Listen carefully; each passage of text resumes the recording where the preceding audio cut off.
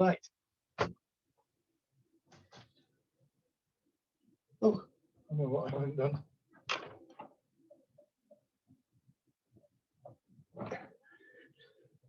Okay.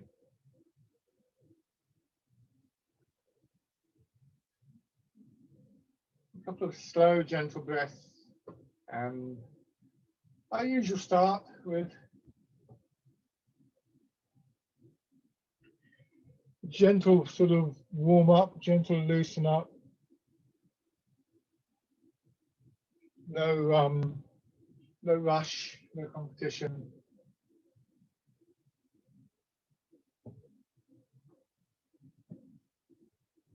Just starting with just a gradual feeling of your hips dropping back, your center of gravity dropping. The weight a little bit forwards in your feet, so you've got this sort of drop back there. Just very slight, knees nice and soft, but it will register very quickly in the thigh muscles, particularly at the front.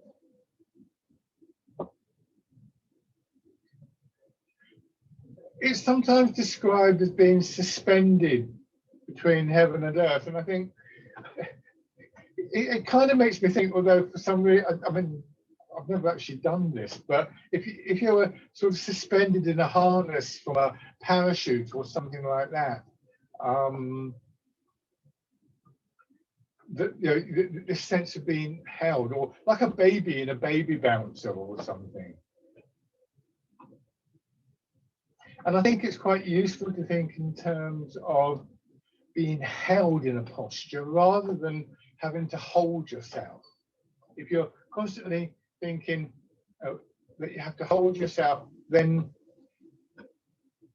what will happen is you'll get into a mentality like, right, I'm going to do Tai Chi now. And that's definitely the wrong approach. Everything in Tai Chi is done with the body, with the mind, with our natural patterns of movement and postures, and whatever was going on for us at the time.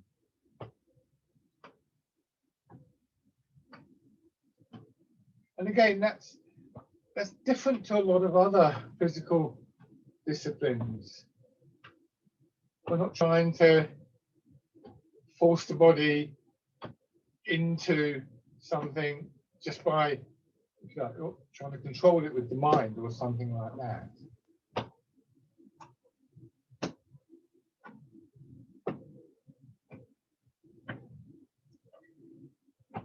An example of that is as you settle into your posture, you will develop just a natural sense of rhythm. We all have a kind of rhythm that we resonate to. And sometimes people say to me, do I ever use music? And ideally not. In some very special circumstances I have, but I haven't because I don't want to impose a quality.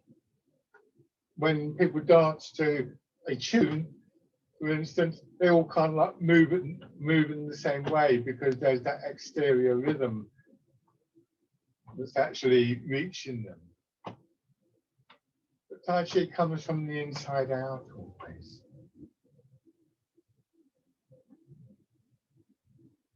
Now, raising your arms.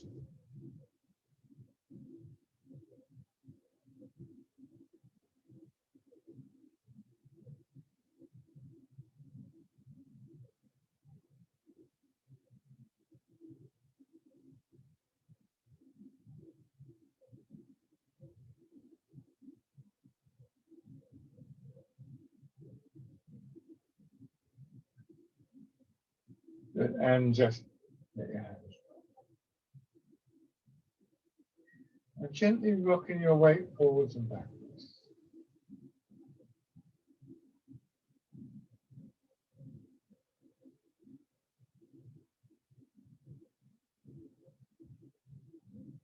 Letting your hands follow.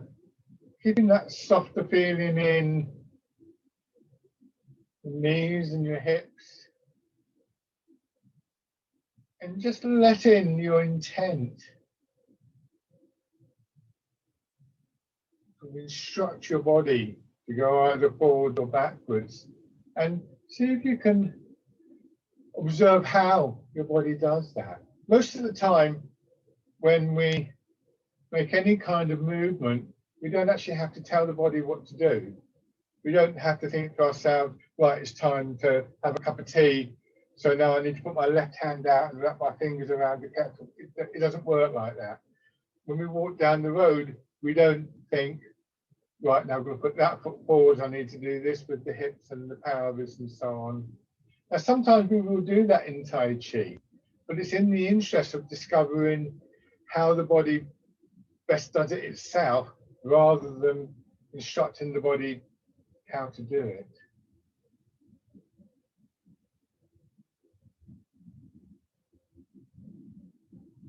So observing the movement. And this is a process that we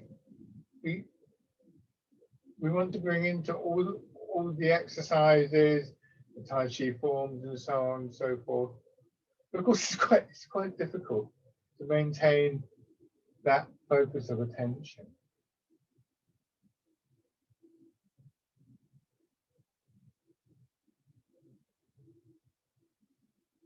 Imagine that as you stand here, see how this image works. It's like, I've used this idea of a tent sometimes. If you were a tent and the wind blew and blew you forward, then everything on that side, on your back, the guy ropes and the skin of the tent would just extend out a little bit. And then they might contract. And if the wind was blowing you back, then it would be in the front. So if you could imagine sort of like elastic guy ropes from the crown of your head to the ground or something like that, then actually they'll work for you. Now that's an externalized image, but if you think about what's happening within your body, muscles, tendons, ligaments, the fascia, all have a certain degree of elastic properties. So those sort of like tissues in your back would tend to extend out when you go forwards, when you lean forwards, and then contract, and then the ones in the front of the body would do that. So we're using an exterior image to help us to relate to an internal feeling.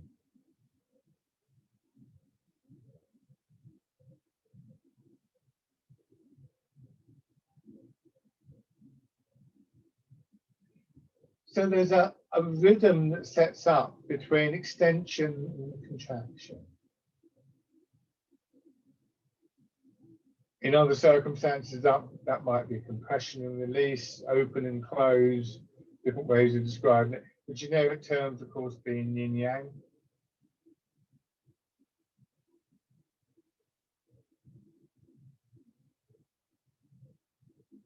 And that should be present in all of the exercises. So if you can start to become aware of how that works in this very simple exercise, see to what degree you can work with those qualities in the more complex exercises.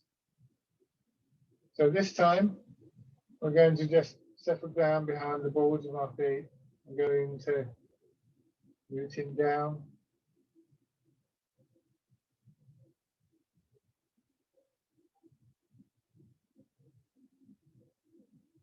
Remember, if we're thinking about that rhythm between yin and yang, we don't want to go too far in any direction. So if we're thinking about, say, here, the legs being compressed by the pull of gravity, drawing our weight down, we don't want them to just collapse, and we don't want them to get to a point where the knees are tightening and so on and so forth. And as we go up, we don't want to get to a point where we're sort of struggling to get further.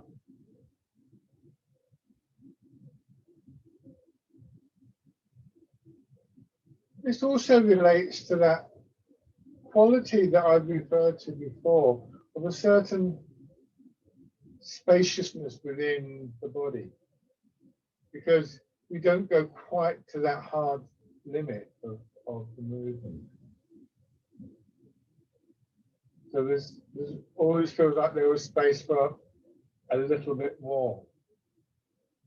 And that's important because it encourages that and allows that internalized movement. And then change into the wild goose.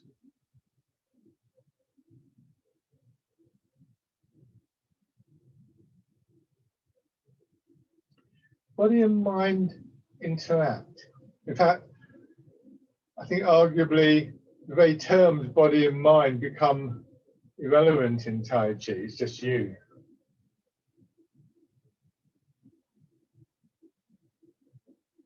But what you're not trying to do, again, is to form some kind of mind over matter process.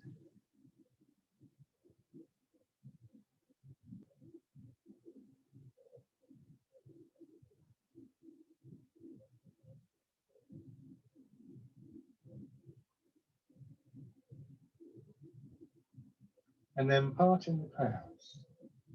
So we cultivate these qualities.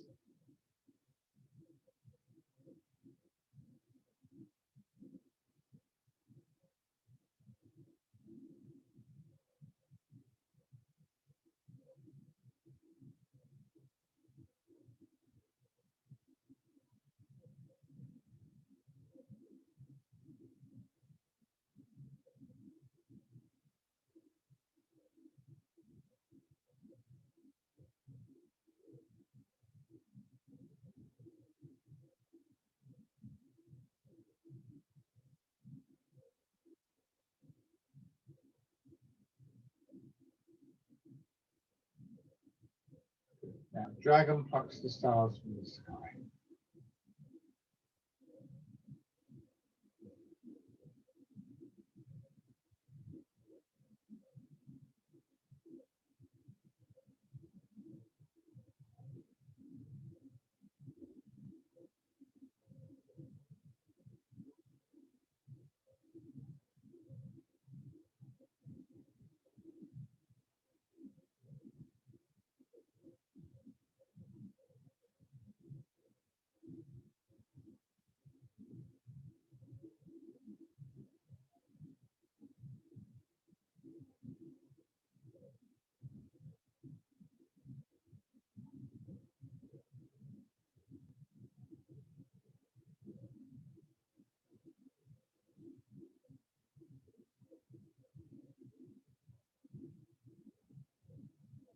One more on each side.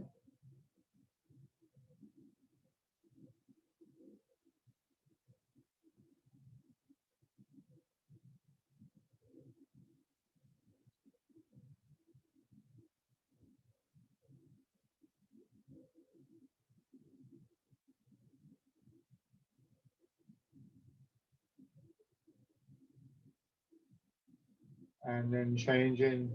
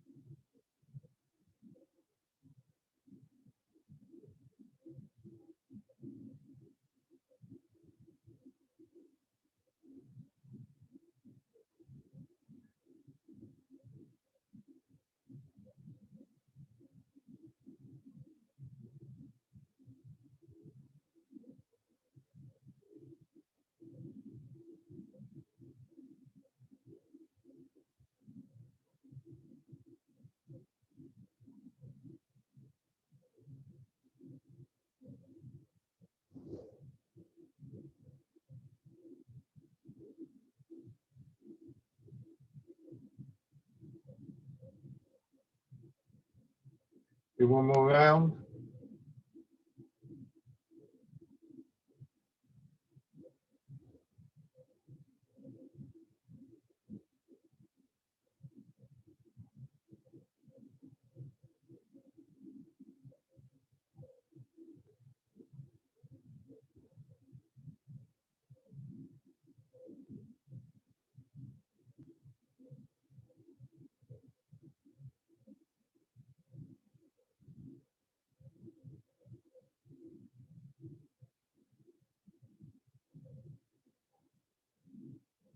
And then change it.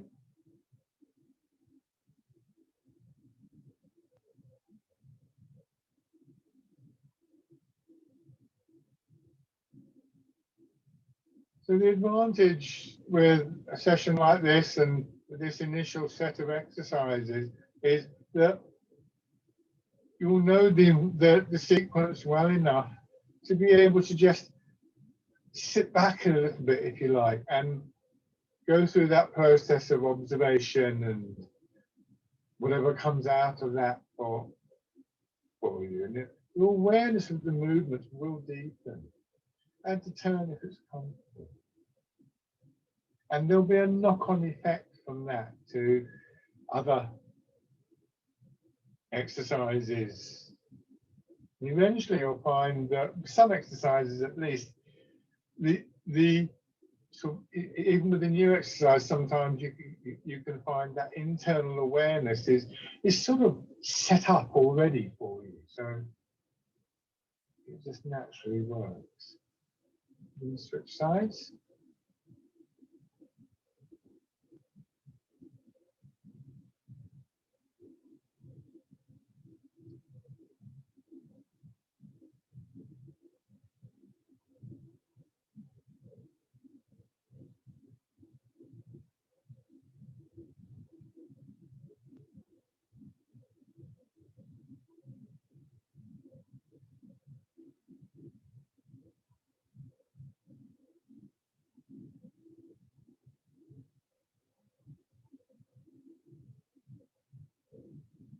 And then add in the turn.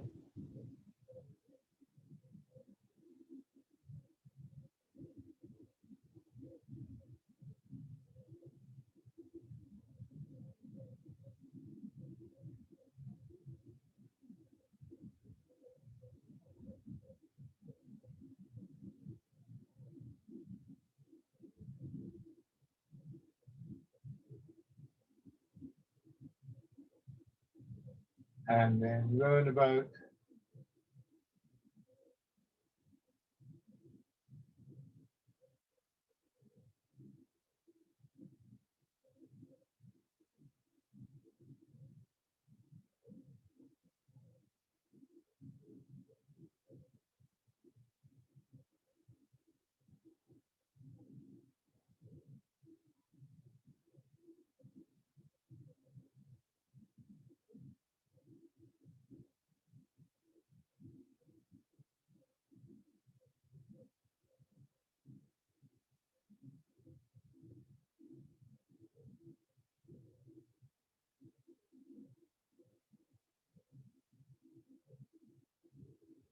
once more.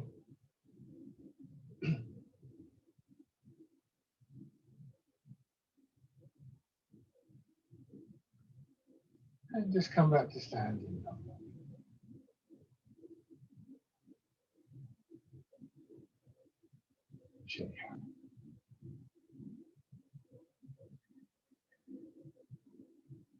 Still stretching between heaven and earth.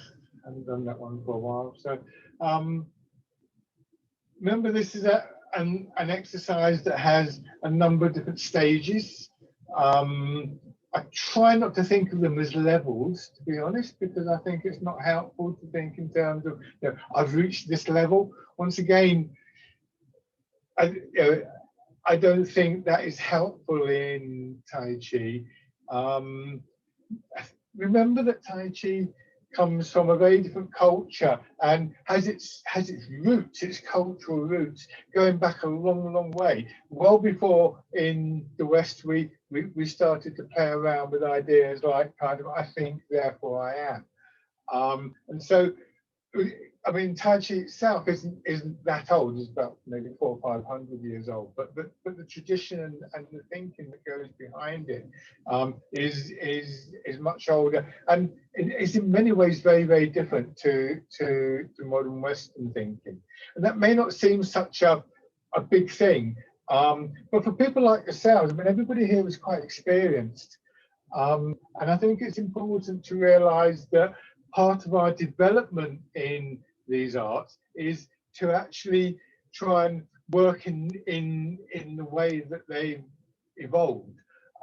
You can only go so far seeing Tai Chi through a different lens. I mean, you can do that, but at a certain point in my experience, it's quite hard to think, can I do this exercise, I don't know, with a stretch or something like that? And I noticed last year I was teaching somebody a move from the 24 step, and they kept getting it wrong. And I watched them do an exercise, and they were stretching in the exercise. And I said, don't stretch in the exercise. And they said, well, I want the extra workout. But the fact that they were stretching in the exercise was the thing that was leading them astray in the form that they were trying to understand. And it was quite hard to get across to them that if you keep doing that, you will be out of position for the form and that kind of thing. And the same is true, but in very subtle ways for the individual exercises. So we have different stages, and you can benefit from all stages. So you don't have to move on to the next stage when I do. You might choose to say, no, I'm going to stay with this because it's quite interesting. I've been known to do that with my teachers. Like, I don't want to do that one because I'm actually fascinated by what's going on with this. So start with your hands in front of you. Turn your left hand palm down. Mirror my movements. Push up and out. And then contracting inwards. So your whole body sort of drawing into your center and then expanding out and drawing in. Now, as you draw in, you could just let your hips lower a little bit and then get that little bit of a push up from the legs. That's never going to be a big movement though. And that's important.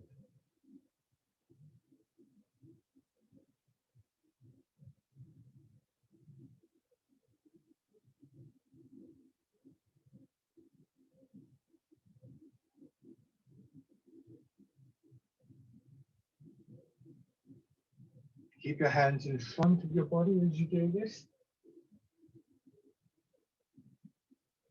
Not here, here. And the hands turn so that at this point in the movement, your palm of your top hand is facing upwards towards the heavens and palm of the bottom hand down towards the earth, hence the name. And as I said earlier, there's this phrase that is sometimes used about the Tai Chi posture, that we are suspended between heaven and earth. So then, if it suits you this time, you can begin to shift your weight across so that at this point you go to about 60% in the left leg, come back to the middle, just keep moving, and then into the right leg.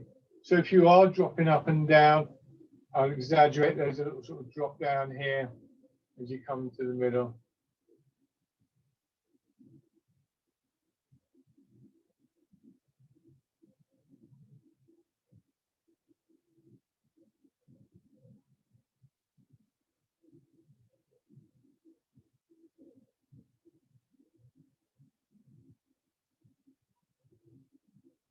And then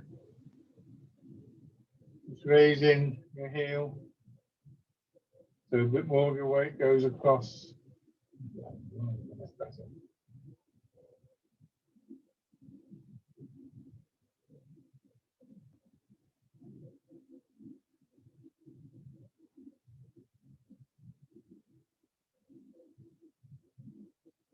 So you're getting maybe 70% of your weight across now.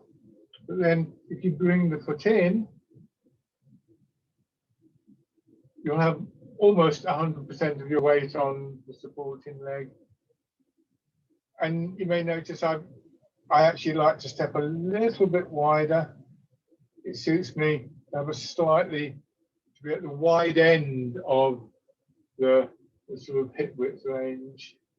And especially you get that sense of dropping down in the middle here. Go a bit further.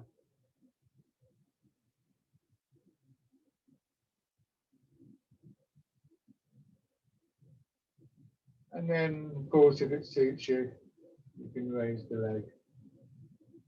Don't do this if it's causing you grief, making you wobble around. Don't lose the benefits that you've gained from everything up until now.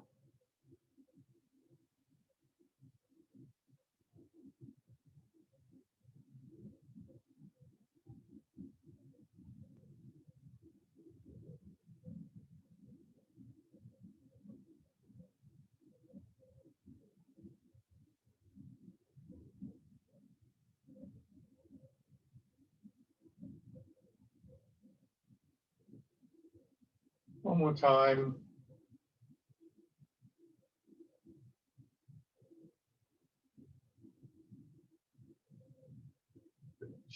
So stretching between heaven and earth.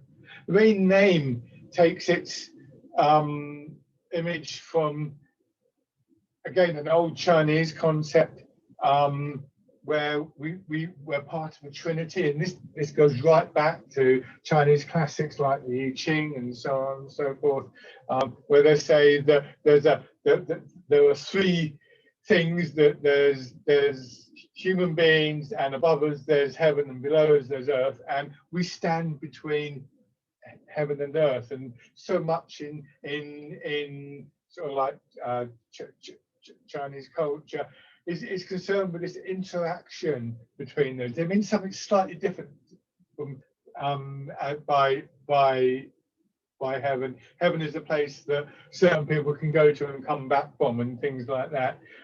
So you know, again, you have to be careful about making a direct translation. But heaven would be yang in that context. Earth would be yin, and as human beings, we stand in between and partake, if you like, of the dynamic between them. You know, the exercise itself is relatively recent, maybe a couple of 100 years, but again, it's an example of how some of the ideas go to some of the thinking that has led to the exercise go back a long way. Now, hands in front of your shoulders and rolling your elbows forwards. Feeling the movement in the chest and your upper back. I stand sideways, I'll exaggerate. My sternum goes forwards here and then back, and you can see that will move my elbows. So that movement in the chest and the upper back is the sort of, how can I put it there? The kind of motivating force. You could even do this. You could even go up and down like this if you want. I mean, I'm really exaggerating something which I recognize as a feeling within the body. Rather, I mean, I would do the exercise like this. I wouldn't be even going up and down. But again, as I've said before, we start to feel these qualities very much within the body. And then if from here we start to turn, we move our weight a little bit. Yeah. We're going to go into the exercise bear play. But I quite like this way of going into it. It's something that I've started doing quite recently. Because now we've got the weight moving and that movement in chest and upper back. Sort of swaying movement, supple movement in the spine. And this time, you just let the hand come out. It's a bear play.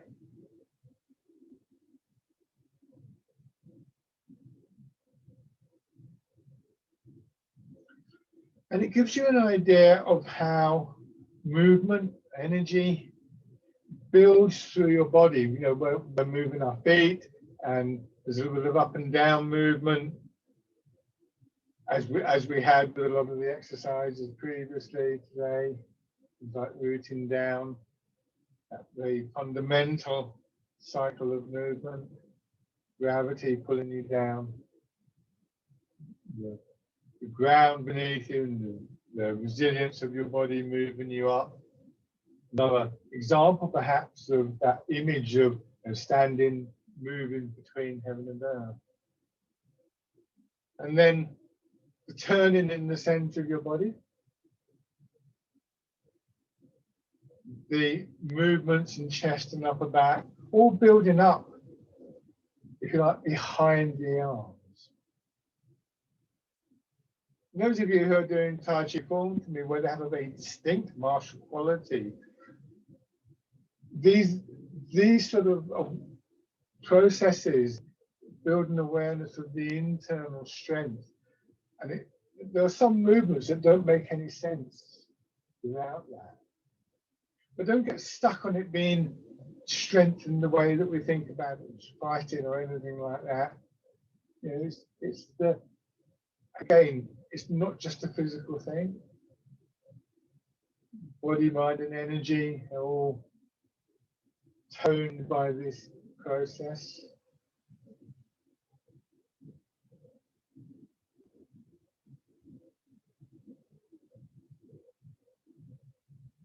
Try not to bring your hand across the body here, shoulder, elbow, hand, hip, knee, almost in a line, not there, but there. And here. So what that means is that when I go across into my right foot, I'm turning. I don't want to bring this hand across. So there's an extension here as the hand reaches out. And you'll feel that particularly here, where your arm meets your chest.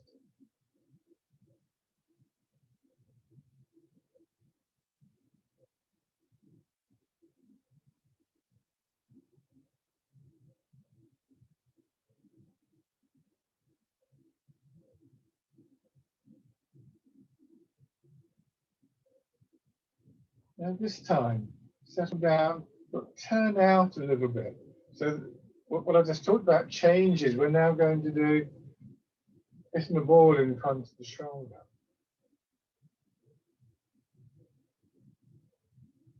Here the arm lengthens out into your fingertips. Just imagine standing in front of a kind of muddy wall, very soft mud. And what you're going to do is you're just going to push your fingers into the mud. Hold your arm lengthening.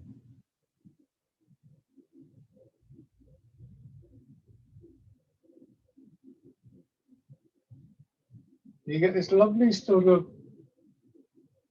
extending out movement through your arms, through the bones and the joints of your arms, hands and fingers.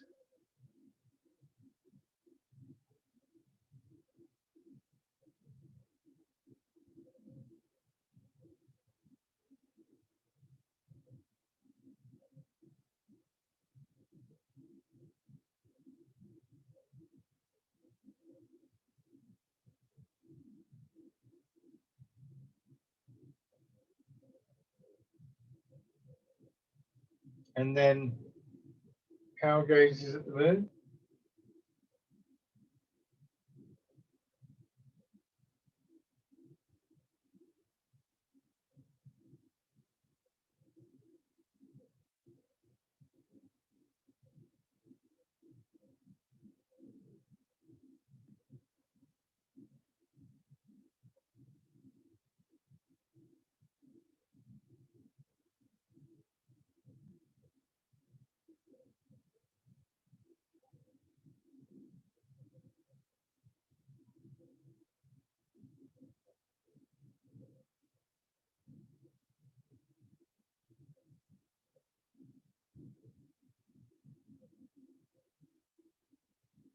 Good.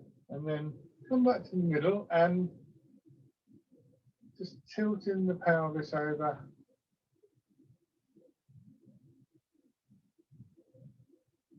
Now, when we stand like this, when we stand upright, we can imagine a line coming down through the middle of the body, literally a centre line. If I were to put this here, for instance, that stick is more or less on the centre line of the body.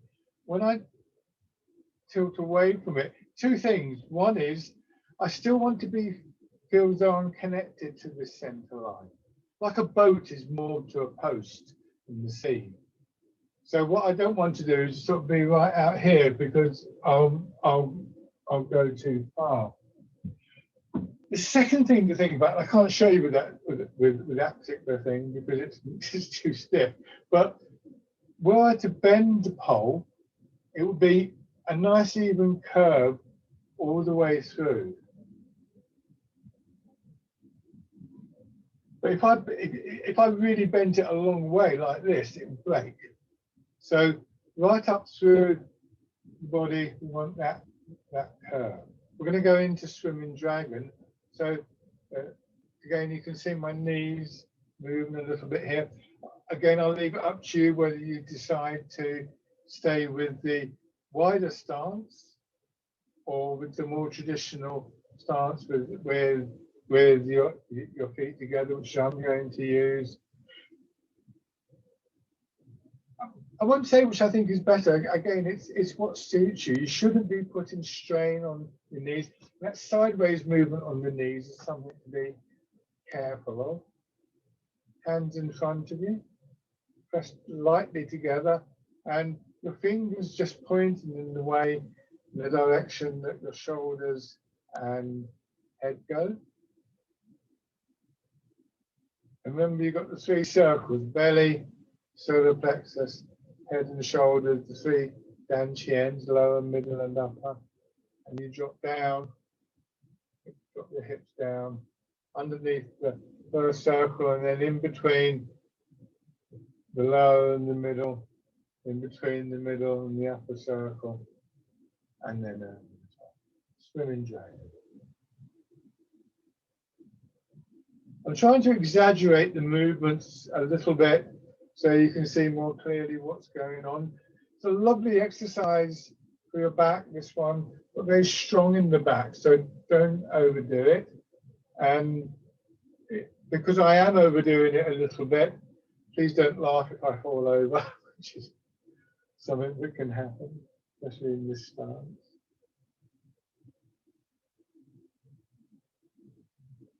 You can feel, the contraction, expansion, shifting from one side of the body to another.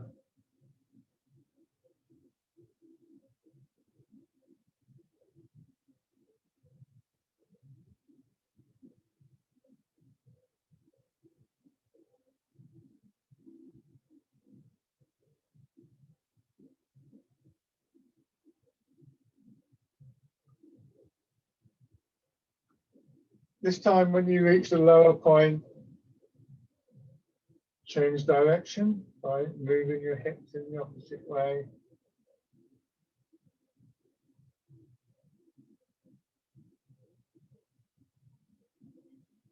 It's very easy to get confused at that point. On the way up there, I was thinking, have I changed direction or not? In fact, I had. So you do make a mistake though, it's not unusual, so just correct it.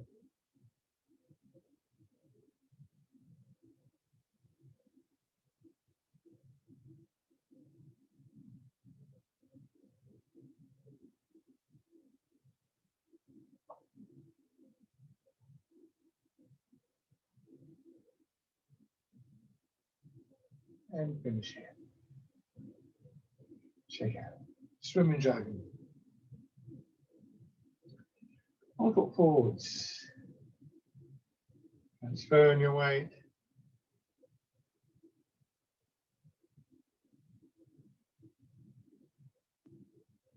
And see if you can just pause slightly here, and when your weight's in the front leg, feel that sort of slight sense of giving in the leg, hip, knee, ankle. And see if you can pick up on that push up. Again, you know, going back to that heaven and earth analogy, the yang force, the heavenly force, if you like to think of it like that, gravity pulls you down. The yin force from the ground upwards pushes you up. And that is interpreted, translated into a forward and backward movement. And this is where the intent comes in. So we've observed a process that we're part of. It's happening all around us all the time. And then rather than trying to challenge that process, to always stay down, to force ourselves down, to somehow force ourselves up. So, okay, so this is going on. So the intent is to make use of that energy, that movement. By going simply forwards and backwards.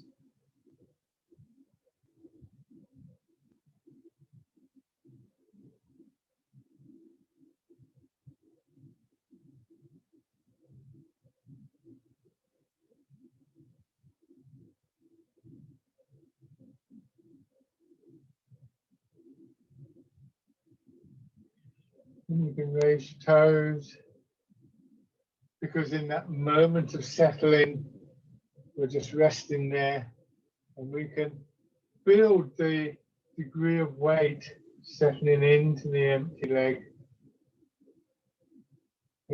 Sort of build it up slowly until you can begin to take a step. And it's a shorter than normal step. A little bit wider than we're normally accustomed to stepping.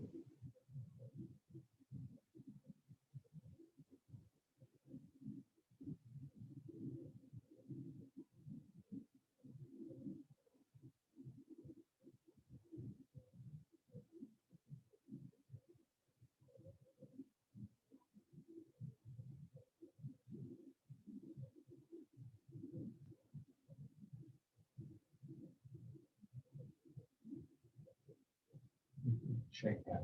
And again, when we go to take the step, if you're in a kind of mode of thinking that somehow you've got to hold your weight here, then it's something that has been imposed on this very natural rhythm. Whereas if you get a sense that you're coming into your leg, into the posture, and that the balance of forces up and down, forward and backward, side to side, whatever, will actually hold you in that position. It actually changes how you do the movement. So have your other foot forwards. Remember, we're suspended between heaven and earth. The implication being that you know, like when you're suspended from a parachute, I would guess, I don't know, like when the baby's in the baby bouncer, that there is something holding you in that. I'm not talking about any kind of like, you know, astoundingly mystical forces or whatever. I mean, talk about practical physics. That a tent is held by the combination of guy ropes and pegs and so on and so forth. So you know, there's nothing unusual about this, but it's not how we would normally approach, say, for instance, being on one leg for a few moments.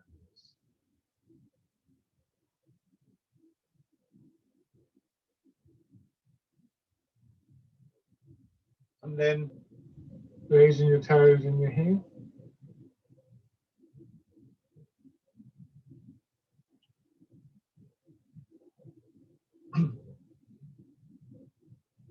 So again, think in terms of cultivation. And if you're a gardener, then you'll understand it better than I do, I should think, because you'll know that you can't force a plant to do something that it isn't naturally evolved to do. And then stepping in.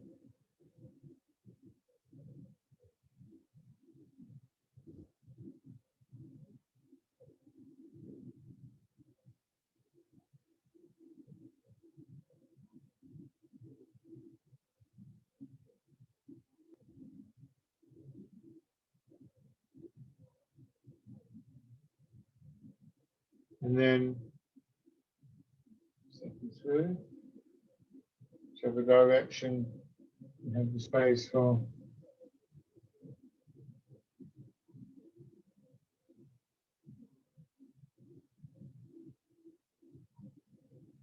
And then going back.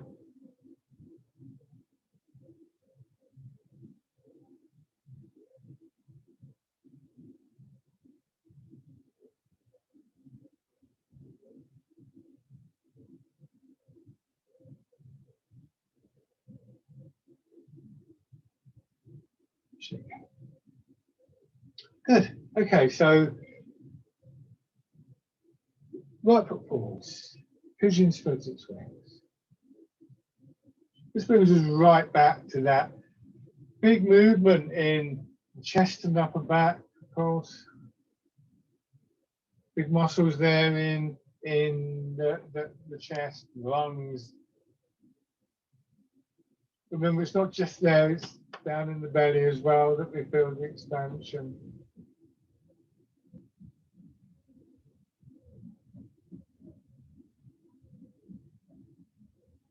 So this might be a useful exercise to think about your breathing, which, as always, breathing patterns, breathing methods are optional, breathing isn't. So only if it suits you. Just see, when you go forwards, see how it feels to take an in-breath there.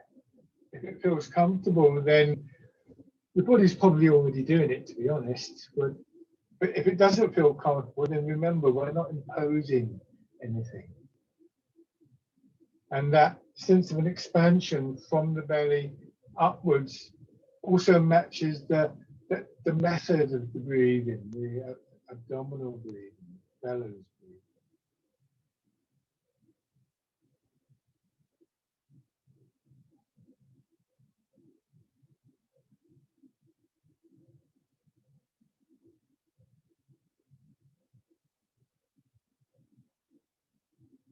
And then sit back and just let your arms hang down and rotate your hands outwards and feel that opening there. So again, if it suits you, this could be on an in-breath and then an out-breath.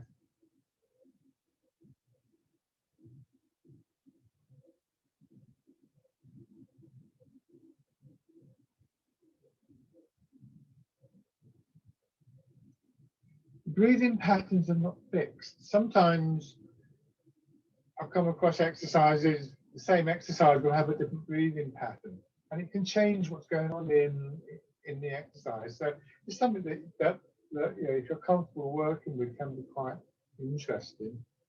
But don't get too caught up in it. I've got one book, it's a very good book on these arts that list 14 different breathing patterns. I'd say some of them seem, from the description, to be very similar to each other. So I don't know. I don't quite fully understood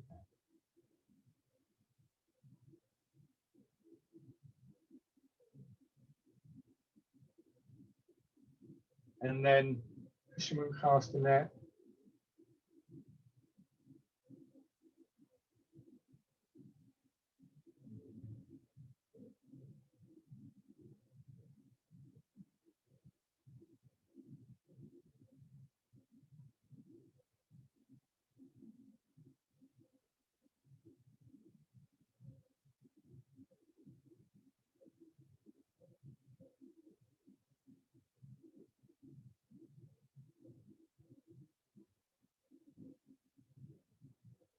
It's again the weight moving, of course, but then there's this little bit of an opening in the front of the body, and then that contracts, helping the arms to come through.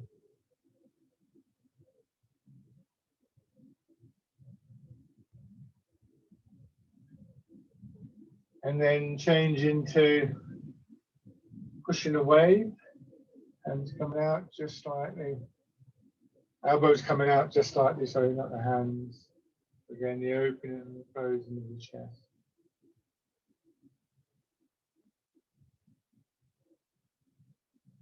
So those last three exercises, much of them is very similar. The chest opens as you go back, closes as you go forwards.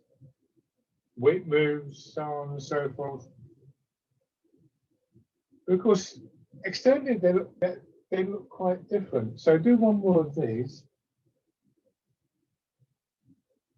And then sit back, let your hands come down and do the last 3 exercises in sequence.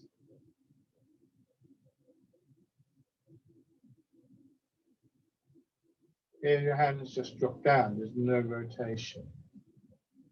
In a way, pushing away combines elements of both of those first 2 exercises. The images, the ideas behind them, I suppose you could say, are quite different. Bird folds its wings, the sense, the big chest muscles working. Fisherman cast a net, this throwing out this wave-like movement through the body, but pushing away, pushing the boat. Very definite intent there.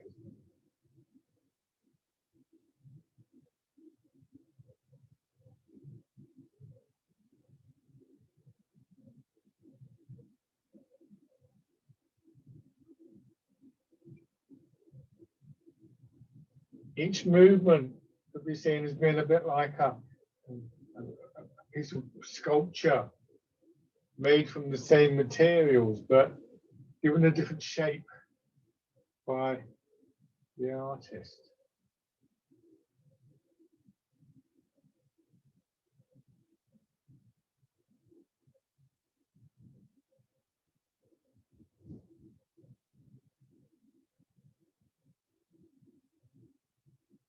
Lift and shake it. Other foot forwards. So we started with pigeon spreads its wings, which also employs this open and close of the chest, but the other way round, of course, because here the chest opens as we go forwards. Should probably point out, actually, not everybody does it this way round. This is the way I originally learned it, and then I've subsequently come across it the other way. So, but I kind of like this idea of going forwards and opening, and it's an interesting variation on the next 3 exercises. Interesting change.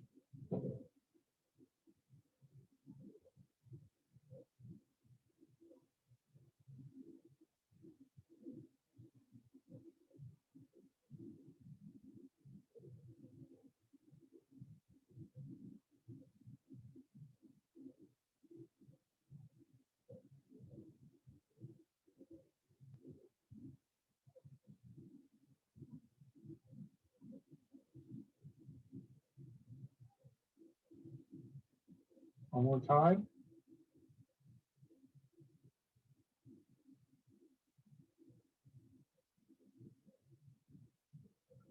And then bird folds its wings.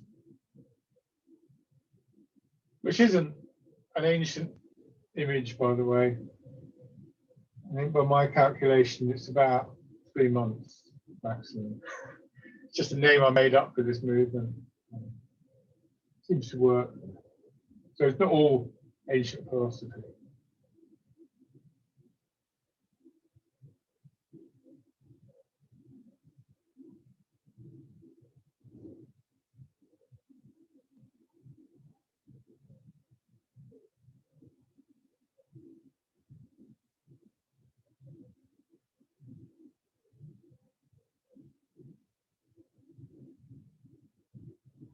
And then fisherman cast net.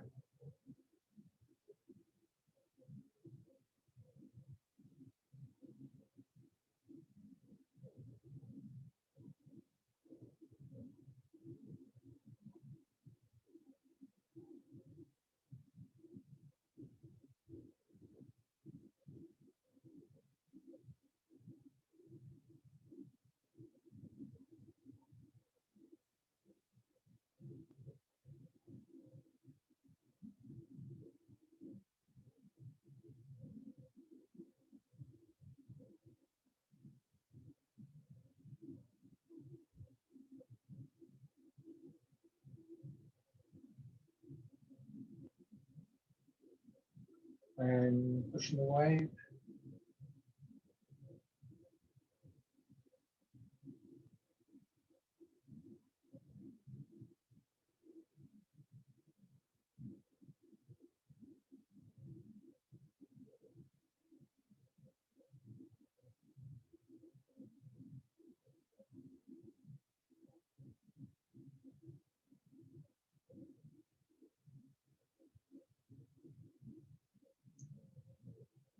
and then combining or sequence with the last three.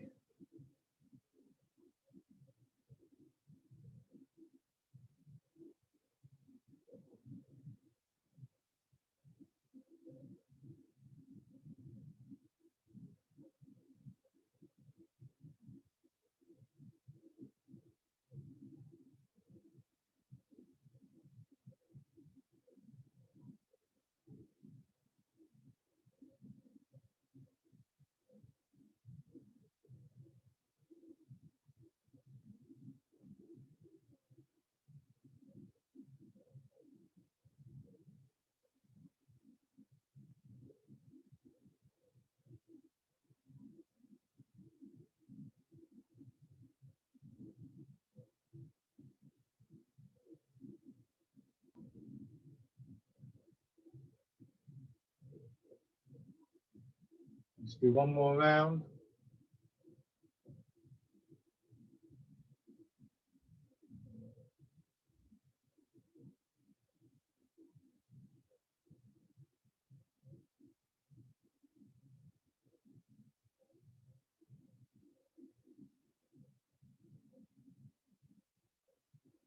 Okay. Rub your hands together.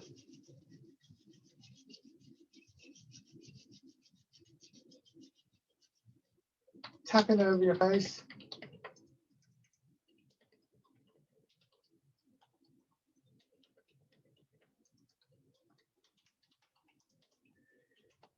Your head and neck.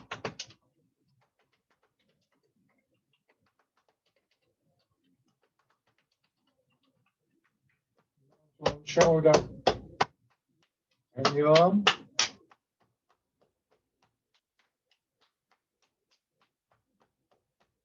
The other side.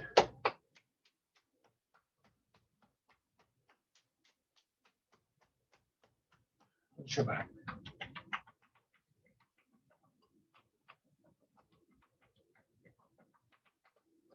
Around your hips.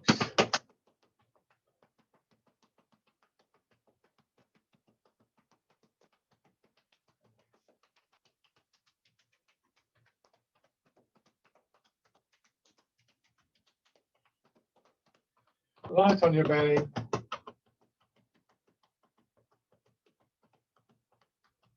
onto the upper part of the chest.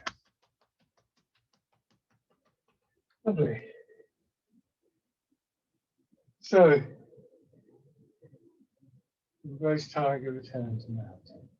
Once again, just allowing yourself to get drawn down into your root by the pull of gravity, and then feeling the push up.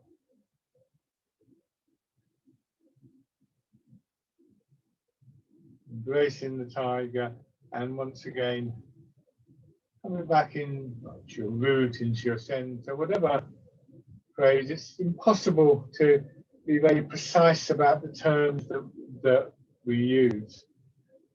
So I use a variety of them. Hopefully, some of them will mean something to you.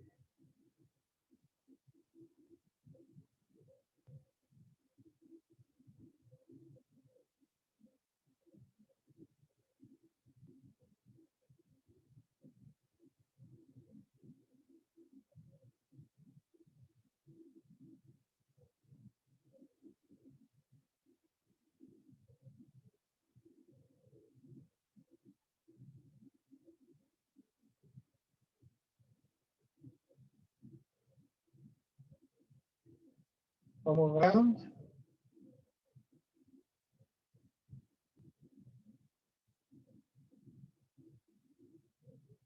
And